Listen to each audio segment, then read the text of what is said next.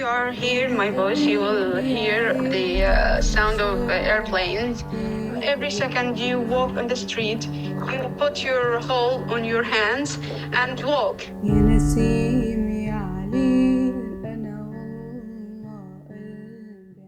Quand je décide de faire un film, c'est plutôt décider de réagir comme cinéaste et je n'ai pas une forme précise en tête. Je ne sais pas ce qui m'attend. En fait, la décision c'est de réagir et donc de partir, de me rapprocher de la zone du conflit, d'aller au Caire pour passer à Gaza. Ça, c'est mon idée de départ. J'imagine un film caméra au point, suivant la situation de près, pour essayer de comprendre aussi et de combler l'absence de la voix palestinienne ou des Palestiniens en général dans les médias, puisque il y a un vide qui me gêne énormément et c'est ça qui est le point de départ du film. J'ai pas une forme précise encore en tête. Avant de me heurter à la frontière fermée et de savoir comment faire, quoi. Je ne peux pas imaginer. C'est vrai que je suis partie vraiment bille en tête un peu, si on peut dire.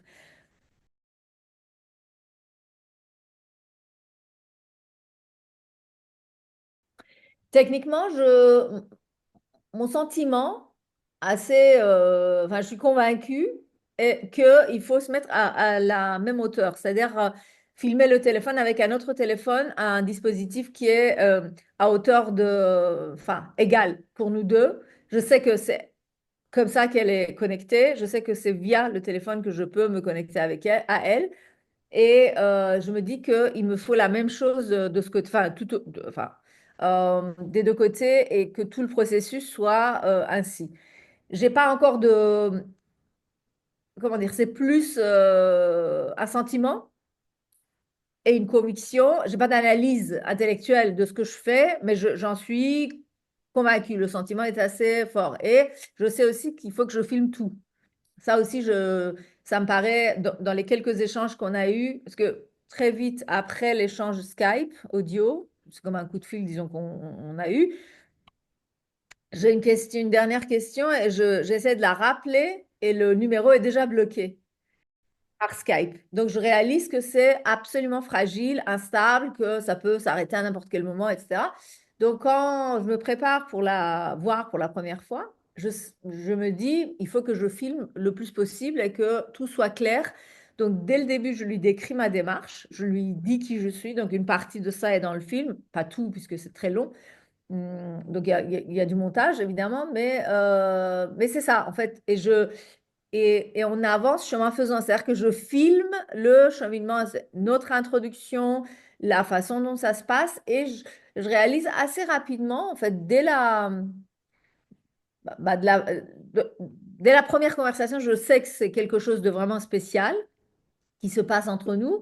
Dès la deuxième conversation à Paris, donc peu de jours après, je suis à Paris et je continue tous les jours à échanger avec elle et dès que je peux, je la filme. Et je sais que c'est ça.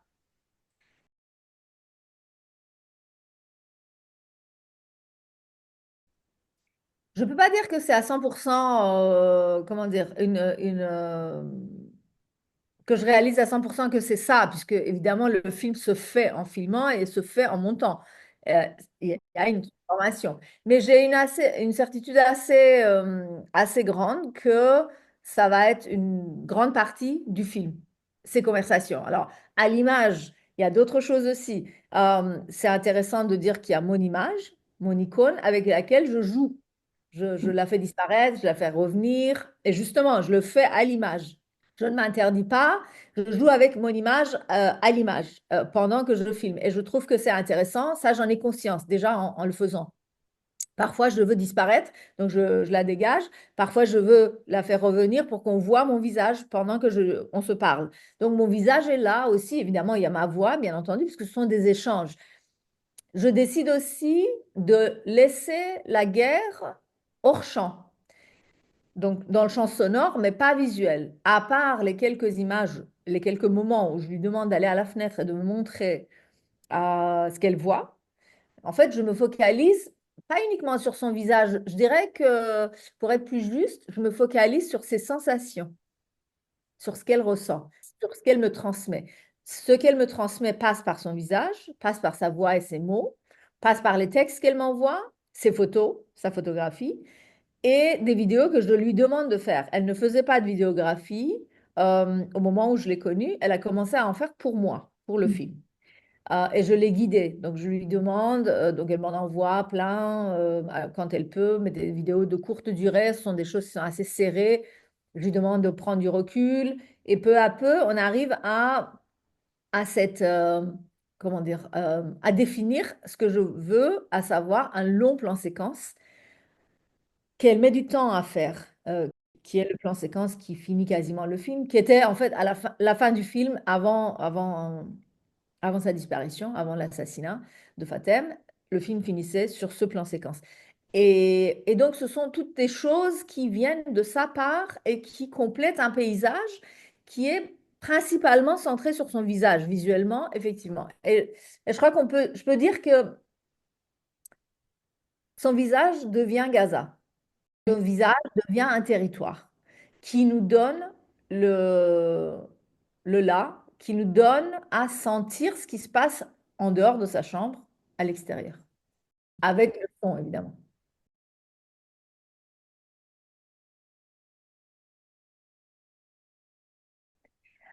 Oui, alors ça aussi, ça vient instinctivement, mais très rapidement, et cette conviction se renforce. Euh, je réalise déjà au cours de la première conversation, je lui dis qui je suis. Elle dit you're from Iran? Tehran, Tehran is I would love to go to Tehran. Elle dit qu'elle adorerait aller à Téhéran. Et je lui dis, oui, j'aimerais bien que tu y ailles, j'espère que tu pourras y aller, mais je ne peux pas y retourner. Et elle me dit, ah bon, pourquoi? Et là, je réalise qu'elle n'est pas du tout au fait que quand je lui dis que je suis exilée et que je ne peux pas retourner en Iran, elle ne réalise pas exactement ce que ça veut dire. Donc, l'idée de confronter mon expérience à la sienne et d'avoir ces deux visions, justement, de moi et, comment dire, coupée de mon pays et elle enfermée dans son pays, que c'est quelque chose qui va compter, que la différence générationnelle et d'expérience et culturelle aussi, puisque je suis iranienne, elle est palestinienne, ce sont des cultures qui ont peut-être quelques... Mais enfin, elles sont très différentes. Donc, que ça aussi, ça va compter et que c'est important que moi, je lui fasse part de mon expérience. Que le son témoignage sur le génocide prend plus sens aussi mis à côté de la normalité de ma vie dans mon appartement avec mes chats, de mes voyages à Montréal, à Athènes, que c'est ça qui va rendre les choses plus saillantes, l'horreur de cette guerre, que le fait d'enfermer des jeunes dans un territoire de 40 km², de ne jamais les laisser sortir, ça va devenir beaucoup plus flagrant, mis en face de l'expérience banale de quelqu'un comme moi qui dispose voilà, qui a la liberté de ses mouvements aujourd'hui encore. Mais le fait que j'en ai été empêchée dans ma jeunesse, ça me donne un regard différent. Donc, j'en parle de cette expérience, que moi aussi j'ai été en prison ou emprisonnée. Voilà, elle est emprisonnée aussi, en fait, à Gaza, d'une certaine manière. Et donc, il y a les deux. À la fois, il y a la compréhension que j'ai de son expérience par ce que j'ai vécu jeune en Iran, et aussi le fait que ça contraste tellement avec ma vie normal, banal, voilà. Comme beaucoup d'autres spectateurs, justement, les spectateuristes qui voient le film, pourquoi est-ce qu'ils et elles sont touchés autant aujourd'hui? Parce que je les mets à ma place, en fait.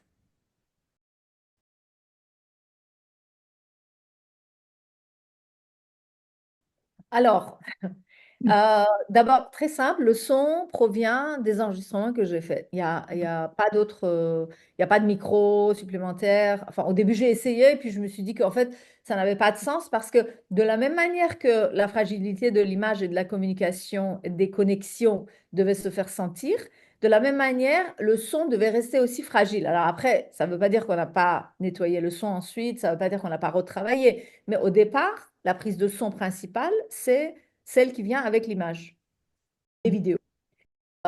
Et pour la télé, pareil, le filmage télé et le son qui vient avec.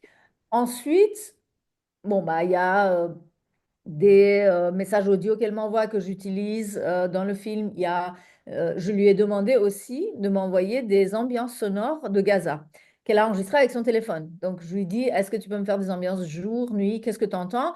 Et le constat, je le savais déjà, mais je voulais quand même avoir des longueurs de son, de moments où en fait, H24, ils étaient, et ils sont encore quasiment, je crois, avec ce son assourdissant et qui rend fou des drones, des quadcoptères et des drones qui survolent, qui sont en permanence en train de survoler le territoire, enfin Gaza. Et tu ne peux pas avoir du silence. Il n'y a pas de silence. Euh, c'est là en permanence, jour et nuit. Et il y a juste des oiseaux, mais quelquefois quand je lui demande, ah, mais il y a des oiseaux, elle n'entend même pas. Elle dit, bah, ah, bah oui, oui, il y a des oiseaux. Et même le son du drone, en fait, ça prend tellement la tête. L'expression prendre la tête, c'est vraiment le cas de le dire ici. Ça prend tellement la tête que elle ne réalise même pas. Quelquefois, quand je lui en fais la remarque, je dis, mais c'est encore un drone. Alors, parfois, il y a d'autres engins. Euh, Hélicoptère Apache, autre chose, voilà, des sons d'explosion qu'elle m'envoie elle aussi au début. Elle m'en envoie deux qui sont très et que j'utilise sur du noir en fait dans le film, puisque à mon sens il n'y a aucune image qui peut illustrer l'horreur de ce son précis là, le moment de l'explosion. Mais globalement, moi mon idée du son c'est de ne pas ajouter de son euh, qui vient d'ailleurs que de Gaza. Donc il y a l'ambiance de mon côté, il y a l'ambiance de son côté. Et donc le reste des sons, c'est vraiment tout ce qui vient de Gaza. Et puis il y a eu un peu de composition musicale, bien sûr. Il y a la bande originale qui est ajoutée par la suite à ma demande. Donc il y a un compositeur qui travaille et qui me donne des moments, des nappes voilà, sonores pour certains moments du film.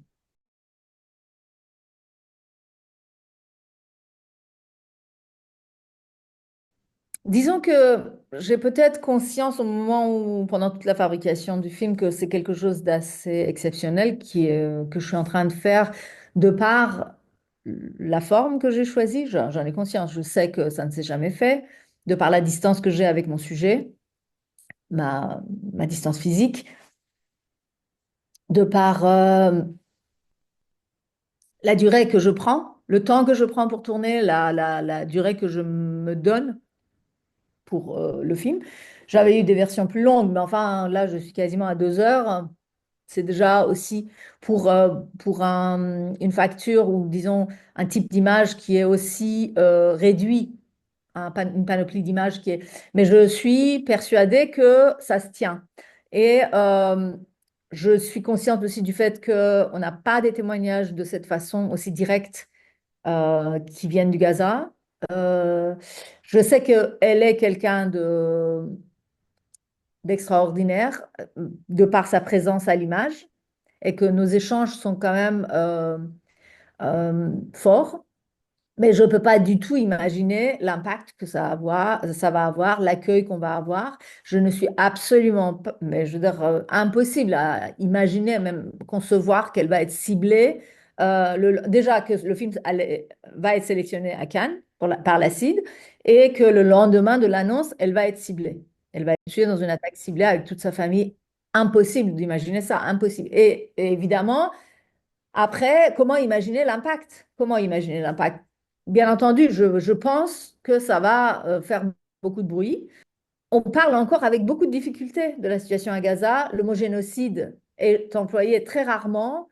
Le mot occupation israélienne aussi, avec beaucoup, surtout en France. Alors, selon les pays, la parole est plus ou moins libre ou plus ou moins muselée, on va dire, selon voilà, comment on se place, où on se place. Et, à cette époque-là, il y a encore beaucoup de...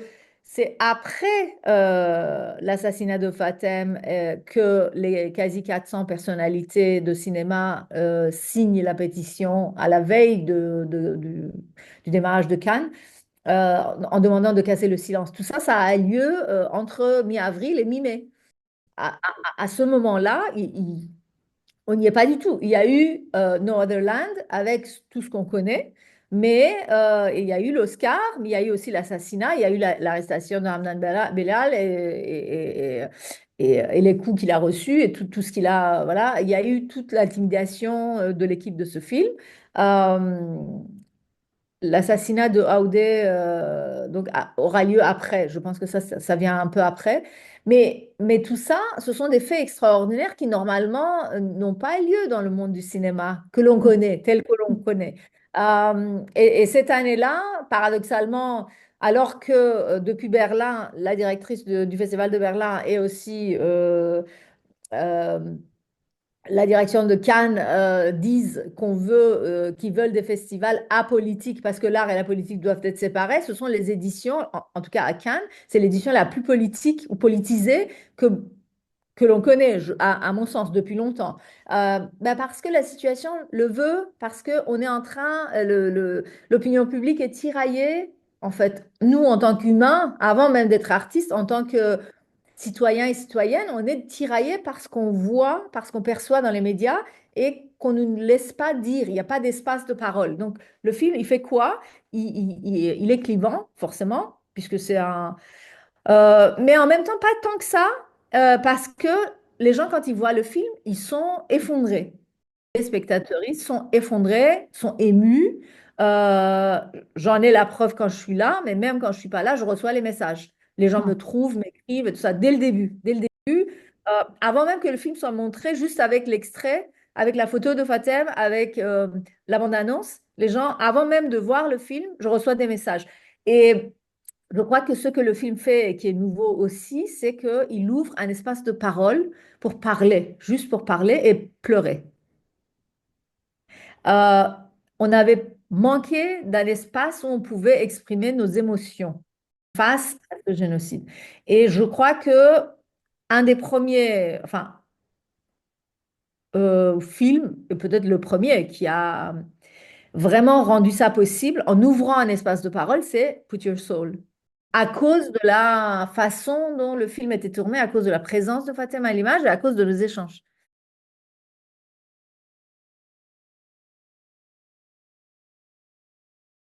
Oui, puisque les événements, bon, on est encore à quelques mois de cette reprise, mais malheureusement, le cessez-le-feu qui a été déclaré il y a quelque temps n'est pas effectif. Les attaques continuent à Gaza. Et même au-delà des attaques, la, les pénuries, la population est démunie, les Palestiniens sont démunis. Là, ils sont sous l'eau. Il y a eu de fortes pluies. Tous ceux qui sont dans les tentes vivent dans l'eau, en fait. C'est hallucinant. Les attaques même enfin, de drones et des bombardements ont lieu, continuent à avoir lieu. Il n'y a pas que Gaza. Bon, nous, le film est centré sur Gaza, mais je veux dire, en Cisjordanie, ça continue aussi, ça s'est empiré. Donc, je pense que oui, c'est important de continuer à passer le film. Euh, je pense que c'est une diffusion qui est quand même extraordinaire pour un documentaire en général. Et le film continue. Il y a le livre qui est sorti avec les photos de Fatem, il y a des expositions qui s'organisent, il y a beaucoup de choses qui se font. Et je pense qu'elle est devenue vraiment une icône c'est un visage sur beaucoup d'histoires palestiniennes pour lesquelles on n'avait pas de visage. Jusqu'à il n'y a pas longtemps, quand on parlait des victimes du génocide à Gaza, c'est les chiffres qu'on annonçait. Aujourd'hui, alors elle ne représente pas tout, bien entendu, qu'il y a d'autres figures, d'autres visages, d'autres histoires, mais elle incarne quand même quelque chose d'extraordinaire. J'ai reçu des images une photo de la Belgique qui m'a été envoyée où le titre du film a été tagué sous un pont. Je reçois des images de manifs où les gens portent des pancartes avec son nom, à Londres, à Amsterdam. Et il y a un phénomène assez extraordinaire qui se passe de son image et son nom s'est répandu, en fait, se sont répandus un peu partout dans le... il y a un effet de dissémination, pollinisation, en fait, je dirais, qui a eu lieu. Ces mots aussi, il y a beaucoup de... Alors, les gens m'envoient des messages. Il y a quelqu'un qui m'a demandé une photo qu'il a emmenée au Vatican parce qu'elle voulait aller à Rome pour aller au Vatican et qu'elle n'avait pas pu. Un monsieur qui avait vu le film en Belgique m'a dit, est-ce que vous m'autorisez à emmener sa photo? Et donc, il a emmené sa photo, il l'a mise à des endroits du Vatican, différents endroits, et a fait des photos, m'a renvoyé les photos. Ce sont des choses qui sont... bon, moi, j'en connaissais pas. Et le phénomène dépasse en fait vraiment le cadre du cinéma et de ce documentaire, quoi. Ça va au-delà. Each of our conversations could be the last one. So every time we connect and I can see her face, it feels like a miracle. Now, my biggest dream to have one chicken and one chocolate.